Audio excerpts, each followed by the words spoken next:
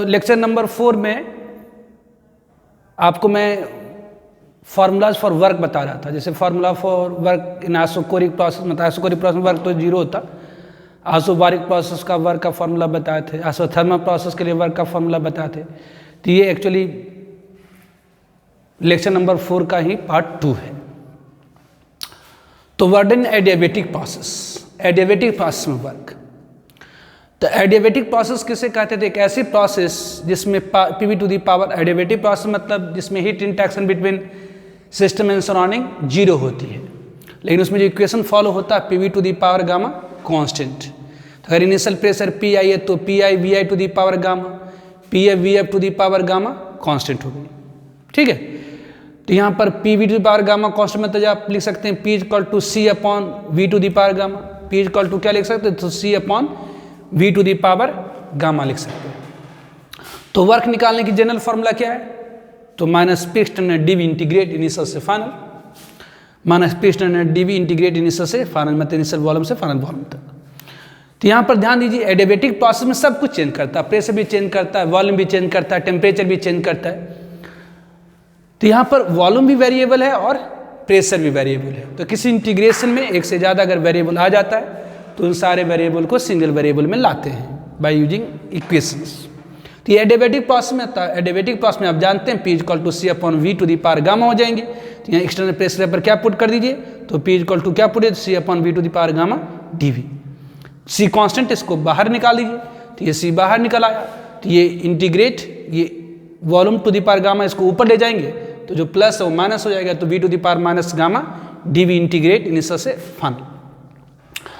अब आपने पढ़ा है इंटीग्रेशन क्या? तो X to the power N D X, X to the power N D X का इंटीग्रेशन क्या होता है? तो X to the power N plus 1 divide by N plus 1। X to the power N D X का integration क्या होता है? तो X to the power N plus 1 upon N plus 1, ये इंटीग्रेशन होता है। तो बेसिक यहाँ पर V to the power minus gamma D V इसका इंटीग्रेशन अगर हमें निकालना है तो ये क्या हो जाएगा? तो V to the power minus gamma plus 1 upon minus gamma plus 1। तो ये डब्ल्यू इक्वल टू क्या होगी? तो माइनस सी। ये V to the power minus gamma D V की इंटीग्रेशन क्या हो जाएगी? तो V to the power minus gamma plus 1 upon minus gamma plus 1 initial से फाइनल। तो ये माइनस गामा प्लस 1 कांस्टेंट है, तो ये माइनस कॉमन निकाल करके इसको बाहर कर दीजिए। तो ये क्या हो जाएगा? तो माइनस गामा माइनस 1 और ये volume V to the power minus gamma plus 1, इसको अगर आप नीचे ले जाइएगा तो जो माइनस है वो प्लस हो जाएगा और जो प्लस है वो माइनस हो जाएगा। ऊपर से अगर नीचे लाइएगा तो ये V to the power gamma minus 1 हो आएगा। तो माइनस माइनस ये प्लस हो गया, तो ये C upon V to, C upon gamma minus 1, minus minus plus, तो सी अपॉन गामा माइनस 1। अब अपर लिमिट पुट करिएगा तो 1 upon V F to the power gamma minus 1 minus lower limit put करिएगा तो वी आई गामा माइनस 1। तो ये W equal to क्या हो गई? तो C upon gamma minus 1 into 1 upon V F gamma minus 1 minus V I gamma minus 1। तो अगर हम सी को अंदर मल्टीप्लाई कर दे तो ये क्या हो जाएगा? तो 1 अपॉन गामा माइनस 1, ये C upon V F gamma minus 1 minus C से मल्टीप्लाई करें तो सी यहाँ भी आएगा, सी यहाँ भी आएगा। अब सी की जगह पर आप क्या पुट कर सकते हैं कि जी P I V I put कर सकते हैं। पी आई सी की जगह पर क्या पुट कर सकते हैं? तो P I V I to the power gamma और P F V F to the power gamma. C की जगह पर क्या पुट कर सकते हैं? तो ये P I V I to the power gamma, यह P F V F to the power gamma. लेकिन पुट क्या करेंगे? तो देखिए चूंकि यहाँ पर वी एफ है, यहाँ सिंस क्या है? तो ये वी एफ, यहाँ पर क्या है? तो V F to the power gamma minus 1 है, यहाँ पर क्या है? तो V F to the power gamma minus 1 है, इसलिए V F to the power gamma minus 1। तो ऊपर भी आप क्या पुट करिए? तो ये पी एफ वी एफ, आप दोनों में से कोई पुट कर सकते हैं, लेकिन पुट क्या करेंगे? P F V F to the power gamma, क्यों? क्योंकि नीचे V F to the power gamma minus 1 है। उसी तरह से यहाँ पर सी की जगह पर क्या पुट करेंगे? तो P I V I to the power gamma, यहाँ सी की जगह पर क्या पुट करेंगे? तो P I V I to the power gamma, क्यों? क्योंकि यहाँ पर क्या है? तो V I to the power gamma minus 1 है, ये पुट कर दिया अपन। अब क्या करेंगे? तो इसको ऊपर, अब देखिए इसके और ऊपर ले जाएगा तो क्या होगा? तो ये गामा है, इसकी पावर जो ऊपर में जाएगा तो माइनस हो जाएगा। तो आप जानते हैं ये V F to the power minus gamma minus 1 होगा तो क्या बच जाएगा? तो ये सिंपल वी एफ बच जाएगा। इसको ऊपर ले जाएगा तो क्या हो जाएगा? तो पी आई वी आई बच जाएगा। मतलब डब्ल्यू इक्वल टू क्या हो गई? 1 upon gamma minus 1 P F V F minus P I V I. या माइनस अगर यहाँ से कॉमन निकाल लीजिए तो ये क्या हो जाएगा? तो minus P I V I, इसको कॉमन निकालिए तो minus P I V I minus P F V F upon gamma minus 1। तो ये फॉर्मूला हो गई किसके लिए? ये फॉर्मूला हो गया किसका, तो वर्क निकालने का, किस में, तो एडियाबेटिक प्रोसेस में। एडियाबेटिक प्रोसेस में वर्क निकालने के लिए फॉर्मूला क्या हो गई, तो minus P I V I minus P F V F upon gamma minus 1। तो ये इतना लंबा डेरिवेशन बता दिए, बड़ा टेंशन हो गया। अरे टेंशन क्या को लेना है, इतना डेरिवेशन आपको करने नहीं आएगा, जस्ट फॉर्मूला याद रखिए, W is equal to minus P I V I minus P F V F upon gamma minus 1, है ना। केमिस्ट्री में माइनस लगाना होगा, और ये फॉर्मूला फिजिक्स में यूज करना पड़ जाएगा, तब माइनस को प्लस कर दीजिए। क्यों, क्योंकि फिजिक्स में work done by the system taken positive, जबकि केमिस्ट्री में work done by the system taken negative. तो फिजिक्स में भी यही फॉर्मूला, केमिस्ट्री में फॉर्मूला। ये डेरिवेशन जस्ट आपको समझाने के लिए है, ये नहीं कि आपको जैसे इसको करना ही है, आपको किसी हाल में समझ में ही आना है ना। ये जो थोड़ा सा इंटीग्रेशन देख ले तो नीट वाले का तो टेंशन हो गया होगा कि इतना लंबा इंटीग्रेशन, इसे इंटीग्रेशन की जरूरत नहीं है, फॉर्मूला याद रखे सीधे, W is equal to minus P I V I minus P F V F upon gamma minus 1। Obviously chemistry में यूज करें तो सामने माइनस लगा दीजिए, फिजिक्स में इसको प्लस कर दीजिएगा, ठीक है। तो इसको पहले आप लिखिए। Now work done in polytropic process, work done formula for work in polytropic process. Polytropic process मतलब एक ऐसी प्रोसेस जिसमें P to the power N constant equation follow होती है, that is called polytropic process, जहां पर एन क्या है, तो एक्सपोनेंट ऑफ वॉल्यूम है। तो P to the power N constant, अगर इनिशियल प्रेशर पी आई है, इनिशियल वॉल्यूम वी आई है, तो P I V I to the power N constant is equal to P A V F to the power N constant. मतलब यहाँ P is equal to आप लिख सकते हैं C upon V to the power N. तो just like adiabatic, adiabatic की तरह ही integrate करते जाइए। यहाँ पर क्या हो जाएगा, तो ये वर्क डन निकालने का general formula minus P external D V integrate initial से फाइनल। यहाँ पर प्रेशर और वॉल्यूम दोनों वेरिएबल है, तो दो वेरिएबल को एक वेरिएबल में लाने के लिए क्या करेंगे, तो इक्वेशन का यूज करेंगे, P is equal to C upon V M D V. कौन सी कॉन्स्टेंट है, इसको बाहर निकाल दीजिए, V to the power N को अगर ऊपर ले जाएं तो V to the power minus N D V. आपने पढ़ा है X to the power N D X की इंटीग्रेशन क्या होती है, तो X to the power N plus 1 upon N plus 1, तो इसकी इंटीग्रेशन हो जाएगी V to the power minus N plus 1 upon minus N plus 1, integrate initial से फाइनल, और बेसिस से बाहर निकाल दी तो C upon minus C upon minus minus common निकाली तो एन माइनस 1, ये इसे नीचे ले आए तो 1 upon V to the power N minus 1 initial से फाइनल। तो ये क्या हो गया, तो माइनस माइनस प्लस, ये C upon N minus 1 1 upon obviously upper limit put कर दिए तो V F N minus 1 minus lower limit put कर दिए तो वी आई एन माइनस 1। यहाँ पर सी को अगर अंदर कर दीजिए तो C upon V F to the power N minus 1 minus C upon V I to the power N minus 1। आप सी की जगह पर पुट कर सकते हैं क्या, तो P F V F to the power N, और इसी की जगह पर क्या पुट करेंगे, तो P I V I to the power N. क्यों पुट करेंगे, क्योंकि आप जान रहे हैं यहाँ पर वी एफ है, तो इसलिए P F V F to the power N ही रखना होगा। यहाँ पर इसे सॉल्व करें तो ये W is equal to polytropic process में क्या हो गया, तो ये minus P I V F minus P F V F upon N minus 1, just like adiabatic की तरह है। एडियाबेटिक की तरह ही सेम टू सेम है, सिर्फ वहाँ पर गामा था, यहाँ पर एन है। तो ये फॉर्मूला सबके लिए वैलिड होगा except isothermal process. Isothermal process के लिए इक्वेशन वैलिड नहीं होता है, बाकी किसी प्रोसेस के लिए आप लगा दीजिए तो सब के लिए वैलिड हो जाएगा। तो वर्क इन पॉलीट्रॉपिक प्रोसेस निकालने के लिए ये फॉर्मूला हो गई, ठीक है। तो फार्मूला आपको याद रखना है कि आइसोकोरिक प्रोसेस में वर्क 0 होता है, क्योंकि चेंज इन वॉल्यूम 0 होती है। आइसोबारिक में minus P external V F minus V I या minus N I T F minus T I. Obviously isothermal में minus 2.303 N R T log V F upon V I. अब adiabatic process में minus P I V I minus P F V F upon gamma minus 1, और polytropic में minus P I V I minus P F V F upon N minus 1, ठीक है। तो note करिए पहले से। Now work done in cyclic process. Cyclic process में work, तो what is the cyclic process. Cyclic process क्या है, ऐसी प्रोसेस जिसमें initial and final state same हो, that is called cyclic process. एक ऐसी प्रोसेस जिसमें इनिशियल और फाइनल स्टेट सेम होती है, that is called cyclic process. मतलब जहाँ से चले थे घूम कर वहीं आ जाए तो प्रोसेस क्या कहलाएंगी, तो साइक्लिक प्रोसेस कहलाएगी। तो हमने एक कंसीडर किया cyclic process on PV diagram, मतलब प्रेशर वॉल्यूम ग्राफ में प्रेशर वॉल्यूम के बीच में ग्राफ ड्रॉ करे हैं एक साइक्लिक प्रोसेस का। तो मान लिया कि ये साइक्लिक प्रोसेस है। तो इस साइक्लिक प्रोसेस में मतलब यहाँ पर फर्स्ट से गए सेकेंड, फिर सेकेंड से गए थर्ड, फिर थर्ड से गए फोर, फिर फोर से 1 आ गए। फर्स्ट से गए सेकेंड, सेकेंड से गए थर्ड, थर्ड से गए फोर्थ, फोर्थ से फर्स्ट स्टेट पर आ गए, फर्स्ट स्टेट से सेकेंड स्टेट, सेकेंड से थर्ड स्टेट, थर्ड से फोर्थ और फोर्थ से वन आ गए। तो ये साइक्लिक प्रोसेस हो गई। अब इस साइक्लिक प्रोसेस में वर्क कितनी होगी, तो यहाँ से अगर हम स्टेट 1 से स्टेट 2 गए हैं तो वर्क कितनी हो जाएंगी, तो इसके नीचे का एरिया, अभी जस्ट आपको मैंने बताया था किसी प्रोसेस के लिए अगर प्रेशर वॉल्यूम के बीच में ग्राफ ड्रॉ किया जाए तो उसके वॉल्यूम एक्सिस पर जो एरिया बनती है, किसी प्रोसेस के लिए प्रेशर वॉल्यूम के बीच में ग्राफ ड्रॉ किया जाए, मतलब ये 1 2 कोई प्रोसेस है, 1 से 2 कोई प्रोसेस है, 1 से 2 कोई प्रोसेस है, इस प्रोसेस में कितनी वर्क हुई अगर ये निकालना है तो इसके नीचे का जो एरिया होगा वो इक्वल हो जाएंगे किसके, तो वर्क के। तो मान लेते इसके नीचे का एरिया हो गया 100। अब देखिए वर्क नेगेटिव होगी कि पॉजिटिव होगी, तो यदि वॉल्यूम एक्सपैंड कर रही है, तो आपने पढ़ा है केमिस्ट्री में, यदि सिस्टम, अगर सिस्टम अपनी वॉल्यूम इंक्रीज करता है अगेंस्ट एक्सटर्नल प्रेशर, यदि कोई सिस्टम अपनी वॉल्यूम इंक्रीज करता है अगेंस्ट एक्सटर्नल प्रेशर तो कहलाता है बर्डन बाय द सिस्टम।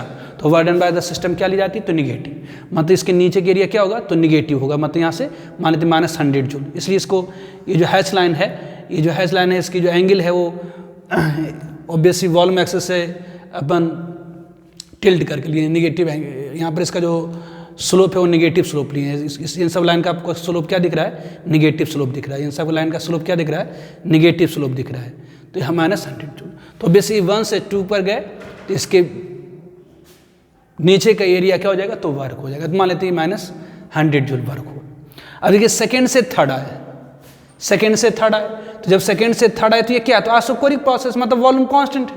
तो जब वॉल्यूम कांस्टेंट है तो कोई वर्क ही नहीं होगी, मतलब सेकेंड से थर्ड तक गए तो इस प्रोसेस में वर्क कितनी हो गई, तो 0 हो गई। सेकेंड से थर्ड गए तो वर्क कितनी हो गई, तो 0 हो गई। सेकेंड से थर्ड गए तो वर्क कितनी हो गई, 0 हो गई। अब देखिए थर्ड से फोर्थ गए, थर्ड से फोर्थ गए तो क्या हो रही, तो वॉल्यूम डिक्रीज करिए, ध्यान दिए, जैसे जैसे ऑरिजिन की तरफ जाएगा तो वॉल्यूम क्या होगा, तो डिक्रीज करेगा। तो थर्ड से फोर्थ की तरफ जा रहे हैं तो वॉल्यूम क्या हो रही है, डिक्रीज कर रही है। थर्ड से फोर्थ की तरफ जा रहे हैं तो वॉल्यूम क्या हो रही है, डिक्रीज कर रही है। तो अगर वॉल्यूम डिक्रीज मतलब compression by external pressure, compression by external pressure, मतलब वर्क क्या होगी, पॉजिटिव होगी। तो ये जो हैच लाइन हमने ड्रॉ किया है, हैच लाइन जो हमने ड्रॉ किया है उसका स्लोप क्या लिए हैं, पॉजिटिव लिए हैं। ध्यान दीजिए यहाँ पर वर्क निगेटिव था इसलिए हैच लाइन का जो स्लोप लिए नेगेटिव लिए हैं, यहाँ पर हैच लाइन का स्लोप क्या लिए, तो पॉजिटिव लिए हैं। तो यहाँ से यहाँ तक था आपका ऑब्वियसली सारा निगेटिव स्लोप वाला था, लेकिन यहाँ मतलब फर्स्ट से सेकेंड आए तो ये सारा निगेटिव था, लेकिन सेकेंड से थर्ड गए तो कुछ नहीं हुआ, सेकेंड से थर्ड गए तो कुछ नहीं हुआ, लेकिन थर्ड से जो फोर्थ गए, जब थर्ड से फोर्थ गए, जब थर्ड से फोर्थ गए तो इसके जो नीचे का एरिया है जो निगेटिव था उन सबको पॉजिटिव बना बना के, पॉजिटिव बना बना के, पॉजिटिव बना बना के क्या कर दिया, तो कैंसिल कर दिया। मतलब जो पूरा एरिया जो -100 जूल था उसमें से नीचे वाला जो आपका +30 था वो क्या हो, कैंसिल हो गया। तो -100 में क्या हो गया, ये टोटल -100 था, ये टोटल -100 था, उसमें से ये 30 गायब हो गया तो कितना बच गया, तो -70 जूल, मतलब ये बच गया। ये आपको जो देख रहे हैं ये निगेटिव स्लोप वाला ये वाला हैच पार्ट पड़ गया, ये हैच पार्ट इतना बच गया। फिर यहाँ पर 3 से 1 अगर जाएंगे तो ये रह गया। तो कितना एरिया बचा, कितना एरिया कटा नहीं, तो ये एरिया बच गया आपका, ये एरिया आपका बच गया। तो यही इसकी वर्क हो गई, यही इसकी क्या हो गई, तो वर्क हो गई। तो work done in cyclic process, work done in cyclic process is equal to होती है area enclose by the cycle. आपको याद रखना होगा work done in cyclic process, cyclic process में जो वर्क होती है, साइक्लिक प्रोसेस में जो वर्क होती है वो इक्वल होता है किसके, तो area enclose by the cycle. ये साइकिल जितना एरिया इनक्लोज करेगा वही उसकी क्या होगी, तो वर्क होगी। इसको याद रखें, work done in cyclic process, cyclic process में जो वर्क होती है वो इक्वल होती है किसके, तो area enclose by the cycle. Work done in cyclic process equal होती है किसके, तो area enclose by the cycle. अगर साइकिल क्लॉकवाइज है, अगर साइकिल क्लॉकवाइज है तो वर्क क्या होगी, तो निगेटिव वर्क होगी। अगर साइकिल क्लॉकवाइज है तो वर्क क्या होगी, तो निगेटिव होगी। ध्यान दिए, फिर इसमें उल्टा होता है, साइकिल वहाँ अगर क्लॉकवाइज होगा तो वर्क पॉजिटिव ले लिया जाएगा, जबकि केमिस्ट्री में क्या होता है, तो अगर साइकिल क्लॉकवाइज होगा, अगर साइकिल क्लॉकवाइज, क्लॉक मतलब घड़ी जैसे घूमती है, अगर साइकिल आपका घड़ी जैसे घूमती है वैसे घूमना शुरू कर दे तो वर्क क्या होगा, तो निगेटिव होगा। ठीक है, तो याद रखें work done in cyclic process equal to क्या होता, तो area include by the cycle. Work done in cyclic process equal to क्या होती है, area include by the cycle. Work done in cyclic process equal to क्या होती, area include by the cycle. अगर cycle आपकी क्लॉकवाइज है तो वर्डन आपकी क्या होगी, तो नेगेटिव होगी, और अगर आपकी साइकिल एंटी क्लॉकवाइज हो, अगर उल्टा हो, एंटी क्लॉक मतलब घड़ी की उल्टी दिशा में हो, पॉजिटिव। जैसे हमने यहाँ पर ले लिया पी डायग्राम, ये साइकिल आपका क्या है, तो ये क्लॉकवाइज है तो ये वर्क क्या हो जाएगा, नेगेटिव। ये साइकिल आपका क्या है, तो एंटी क्लॉकवाइज है तो वर्क क्या हो जाएगा, तो पॉजिटिव। ये साइकिल आपका क्या है, तो क्लॉकवाइज है तो इसका वर्क क्या हो जाएगा, नेगेटिव हो जाएगा। तो बस याद रखना है इसमें कि work done in cyclic process equal to क्या होता, area include by the cycle. अगर साइकिल हमारा क्लॉकवाइज है तो वर्क नेगेटिव, और एंटी क्लॉकवाइज है तो वर्क पॉजिटिव होगी। ठीक है, इसको लिखना नहीं, इन सबको आपको नहीं लिखना है, इसे मिटा देता हूँ। इतना आप लिख लीजिए, इतना आप इसको लिख लीजिए, ये आपको ध्यान रखना होगा। Now work done in free expansion, free expansion में वर्क। तो what is the free expansion, free expansion क्या है, तो फ्री मतलब no resistance, free means no resistance, मतलब एक्सटर्नल फोर्स एक्सटर्नल प्रेशर क्या हो, तो जीरो हो। मतलब एक ऐसी एक्सपेंशन, एक ऐसा इंक्रीज इन वॉल्यूम जिसमें जो रेसिस्टिव फोर्स हो, एक्सटर्नल फोर्स एक्सटर्नल प्रेशर जो वो क्या हो, तो जीरो हो। एक्सटर्नल प्रेशर क्या हो, तो जीरो हो, तो उसे हम क्या कहेंगे, तो फ्री एक्सपेंशन। ऐसा इंक्रीज इन वॉल्यूम जिसमें external pressure zero, external force zero हो, नो रेसिस्टिव फोर्स हो, that is called free expansion. तो फ्री एक्सपेंशन में क्या होता है, एक्सटर्नल प्रेशर जीरो होता है, तो अगर एक्सटर्नल प्रेशर जीरो होगी तो वर्क जीरो हो गई, तो फ्री एक्सपेंशन वर्क कितना हो जाएगा, जीरो होगा।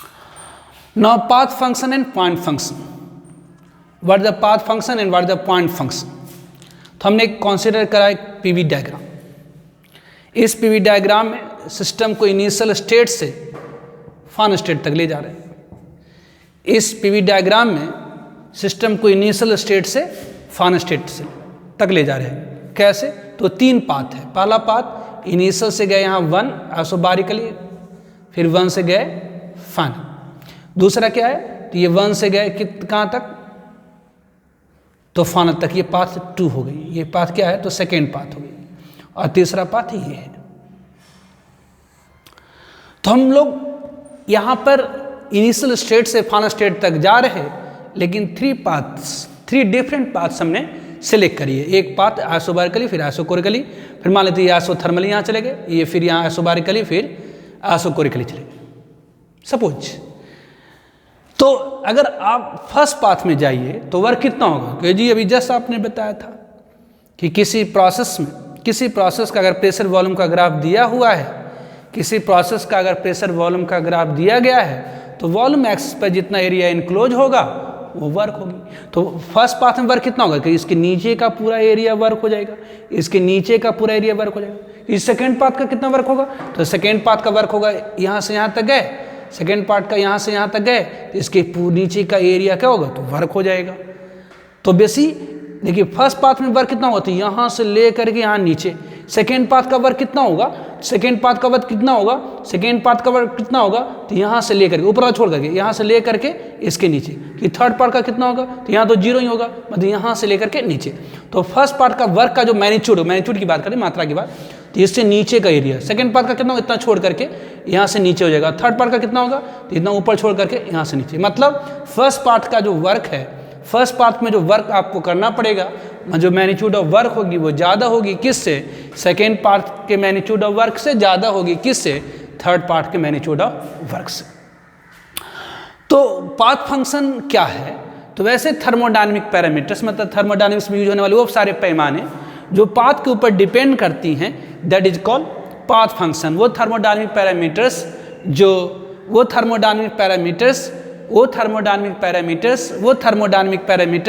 जो पाथ के ऊपर डिपेंड करती हैं वो क्या कहलाती, तो पाथ फंक्शन कहलाती हैं। वो थर्मोडायनेमिक पैरामीटर्स जो पाथ के ऊपर डिपेंड करती हैं, that is called path function. तो इसके एग्जाम्पल्स वर्क, अभी जस्ट ये तो देख रहे हैं कि ये इस पाथ में गए तो ज़्यादा वर्क हो गई, ज़्यादा वर्क की मैग्नीट्यूड हो गई, इस पाथ से गए तो और कम, और इस पाथ से ज़्यादा गए तो और कम। तो ऑब्वियसली वर्क क्या है, तो पाथ फंक्शन है। चाहे रिवर्सिबल लीजिए, मतलब इन्फिनिटी स्लोली कराइए, चाहे इरिवर्सिबल चाहे फास्ट प्रोसेस कराइए, उसे कोई मैटर नहीं करता है, चाहे स्लो कराइए चाहे फास्ट कराइए, जो वर्क होगा वो क्या होगा, तो ये पाथ फंक्शन है। हीट हीट क्या है तो पाथ फंक्शन, मतलब लंबा पाथ लीजिएगा तो आपको ज़्यादा हीट देना पड़ेगा, और बेसिक कम छोटा पाथ ना, तो हीट क्या है तो पाथ फंक्शन है ना। ये जब अगर लंबा पाथ ले लेंगे तो ज़्यादा एनर्जी आपको देना पड़ेगा सिस्टम को, अगर छोटा पाथ ले कम एनर्जी देना पड़ेगा। तो जो हीट क्या है तो पाथ फंक्शन है, उस तरह से कहते हैं हीट कैपेसिटी है ना। तो सिंपल हीट है या हीट कैपेसिटी है या वर्क है, वो क्या होता तो पाथ फंक्शन। इसमें से दो कंसेप्ट जरूर याद रखिए, वर्क और दूसरा हीट। हीट या हीट कैपेसिटी, हीट या हीट कैपेसिटी क्या होता है, हीट या हीट कैपेसिटी क्या होता है आगे डिस्कस करेंगे, आगे डिस्कस करेंगे हीट कैपेसिटी क्या होता है। तो ये वर्क और हीट या हीट कैपेसिटी क्या होता है, तो ये पाथ फंक्शन होता है। अब बाकी सब पॉइंट फंक्शन होता है कि पॉइंट फंक्शन और स्टेट फंक्शन क्या है, ये पॉइंट फंक्शन और स्टेट फंक्शन क्या है, तो थर्मोडायनामिक पैरामीटर जो पाथ के ऊपर डिपेंड ही नहीं करे। जैसे यहाँ का अगर प्रेशर मान लेते हैं 1 atm है, वॉल्यूम 2 लीटर है, टेम्परेचर 300 केल्विन है, और मान लेते हैं यहाँ का प्रेशर अगर 0.5 atm है, वॉल्यूम अगर वॉल्यूम यहाँ पर 2 लीटर है, टेम्परेचर 300 केल्विन है, तो बेसी अब इस पास से जाएं चाहे इस पास से जाएं चाहे इस पास से जाएं, अगर यहाँ का प्रेशर मान लेते हैं 0.5 atm है, वॉल्यूम अगर 2 लीटर है, टेम्परेचर 300 केल्विन है, तो आप इस पास से जाएं चाहे इस पास से जाएं चाहे इस पास से जाएं चाहे कोई भी पास से आएँ, यहाँ का प्रेशर वही रहेगा, वॉल्यूम वही रहेगी, टेम्परेचर वही रहेंगी, यहाँ का इंथैल्पी मतलब यहाँ पर जो टोटल एनर्जी कंटेंट वही रहेगा, यहाँ की इंटरनल एनर्जी वही रहेगी, यहाँ की इंट्रोपी वही रहेगी। तो ये सब क्या है तो पॉइंट फंक्शन है। तो थर्मोडायनामिक में यूज होने वाले वो सारे पैमाने, थर्मोडायनामिक में यूज होने वाले वो सारे पैमाने जो पाथ के ऊपर डिपेंड नहीं करे, मतलब सिर्फ इनिशियल और फाइनल स्टेट पर डिपेंड करता हो, तो उसे हम क्या कहते हैं तो पॉइंट फंक्शन और स्टेट फंक्शन। तो थर्मोडायनामिक पैरामीटर जो पाथ के ऊपर डिपेंड नहीं करता है, सिर्फ इनिशियल और फाइनल स्टेट पर डिपेंड करता है, उसे हम क्या कहते हैं पॉइंट फंक्शन और स्टेट फंक्शन कहते हैं। पॉइंट फंक्शन और स्टेट फंक्शन जैसे pressure, volume, temperature, internal energy, enthalpy, entropy, free energy, इतना याद करना होगा क्या सर, तो अरे नहीं भैया याद नहीं करना है, जस्ट याद रखो पाथ फंक्शन वर्क और हीट। वर्क और हीट क्या है तो पाथ फंक्शन, बाकी सब पॉइंट फंक्शन होता है। वर्क और हीट, वर्क और हीट या हीट कैपेसिटी क्या होता है तो पाथ फंक्शन होता है, बाकी सब का सब क्या है तो पॉइंट फंक्शन ही है। थर्मोडायनामिक्स मोस्टली जो यूज होने वाला पैरामीटर है पॉइंट ही फंक्शन है। तो पाथ फंक्शन है, पॉइंट फंक्शन, एक एक लाइन में याद रखिए, इतना थोड़ा ही याद रखना होता है। पाथ फंक्शन मतलब जो पाथ पर डिपेंड करे, पॉइंट फंक्शन मतलब जो पाथ पर डिपेंड नहीं करे, मतलब इनिशियल स्टेट और फाइनल स्टेट पर डिपेंड करे। जैसे वर्क और हिट क्या होता है तो पाथ फंक्शन होता है, बाकी सब क्या है तो पॉइंट फंक्शन और स्टेट फंक्शन है। ठीक है, तो लिखिए पहले से, तो एक दो क्वेश्चन देख लेते हैं।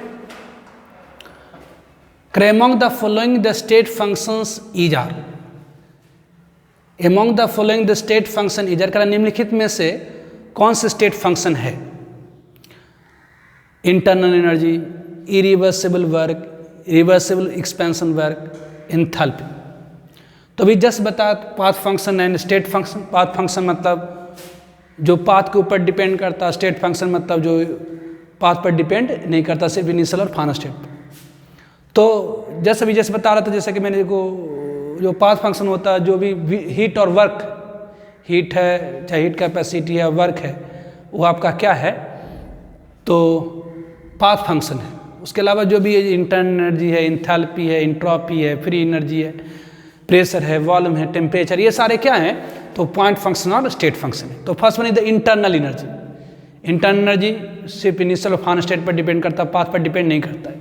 पाथ पर सिर्फ कौन डिपेंड करता है, याद रखिए क्या, वर्क और हीट है ना। वर्क चाहे रिवर्सिबल इरिवर्सिबल हो, चाहे दूसरा हीट हो या चाहे हीट कैपेसिटी हो, वो क्या होता है तो पाथ फंक्शन होता है। तो इंटरनल एनर्जी है, स्टेट फंक्शन है। इंटरनल एनर्जी क्या तो स्टेट फंक्शन है। ये वर्क है, ये वर्क है, ये क्या है चाहे एक्सपेंशन, रिवर्सिबल एक्सपेंशन हो चाहे इरिवर्सिबल एक्सपेंशन वर्क हो, दोनों क्या होगा, चाहे रिवर्सिबल वर्क हो चाहे इरिवर्सिबल हो, दोनों का दोनों क्या होगा तो ये पाथ फंक्शन, ये भी पाथ फंक्शन, ये भी पाथ फंक्शन। लेकिन इंथैल्पी क्या है स्टेट फंक्शन। यहाँ करेक्ट ऑप्शन कौन से हो जाएगी ए से डी। IIT में पूछा हुआ है 2009 में है ना, more than 1 choice are correct, A and D are correct. एक क्वेश्चन है, an ideal monoatomic gas is taken round the cycle A, B, C, D, A as shown in figure, the work done during cycle is। Correct cyclic process है A, B, C, D, A। Correct ये cyclic process में कितनी work होगी, obviously एक cyclic process दिया हुआ है, यहाँ पर 2 क्यूबिक डेसीमीटर, यहाँ पर 3 क्यूबिक डेसीमीटर, यहाँ पर 1 atm है, मतलब इस लाइन पर कहीं भी चले जाएंगे प्रेशर 1 atm होगा, इस लाइन पर कहीं भी चले जाएंगे प्रेशर 2 atm हो जाएगा, इस पर वॉल्यूम 4 लीटर है, क्योंकि 1 क्यूबिक डेसीमीटर मतलब 1 लीटर, 1 क्यूबिक डेसीमीटर मतलब क्या होता है 1 लीटर, 1 क्यूबिक डेसीमीटर मतलब क्या होता है 1 लीटर, 1 क्यूबिक डेसीमीटर मतलब क्या होता है 1 लीटर। तो ये साइक्लिक प्रोसेस से जस्ट बता रहे थे, साइक्लिक प्रोसेस में जो वर्क होता है इक्वल होता है किसके, area enclose by the cycle. Cyclic process में वर्क इक्वल टू क्या होता है, area enclose by the cycle. तो ये साइकिल ने कितना एरिया इनक्लोज किया, तो इसका निकाल लीजिए एरिया, एरिया इक्वल टू क्या हो जाएगा, तो यहाँ पर एरिया इक्वल टू क्या हो जाएगी, तो एरिया इक्वल टू क्या होता है, तो एरिया ऑब्वियसली ये रेक्टेंगुलर टाइप का, तो रेक्टेंगल का एरिया ऑब्वियसली लंबाई गुना चौड़ाई। तो यहाँ देखिए यहाँ से यहाँ है 2 क्यूबिक डेसीमीटर और यहाँ से यहाँ 4 क्यूबिक डेसीमीटर, तो यहाँ से यहाँ कितना हो गया, तो ये 2 क्यूबिक डेसीमीटर हो गया, 2 क्यूबिक डेसीमीटर हो गया, और इनटू ऑब्वियसली ये यहाँ से यहाँ 1 atm, यहाँ से यहाँ 2 atm, तो ये कितना हो गया, तो 1 atm। और जो कि साइकिल आपका क्या है, तो अगर साइकिल आपका क्या है, तो ये साइकिल आपका क्या है, तो ये साइकिल आपका है क्लॉकवाइज, तो क्लॉकवाइज में वर्क क्या होता है, तो नेगेटिव होगा, मतलब ये क्या हो गया, तो -2 ये क्यूबिक डेसीमीटर को लीटर ले सकते हैं, 2 ये क्या, तो ये लीटर एटमॉस्फेयर, ध्यान दीजिए 1 litre atmosphere is equal to लिखा हुआ है, माइनस ये क्या हो जाएगा, तो 2 × 101.3 जूल, मतलब ये कितना हो गया, तो -202.6 जूल हो गया। दिस वन मतलब यहाँ करेक्ट ऑप्शन कौन सी हो जाएगी, तो इज द करेक्ट ऑप्शन। ठीक है।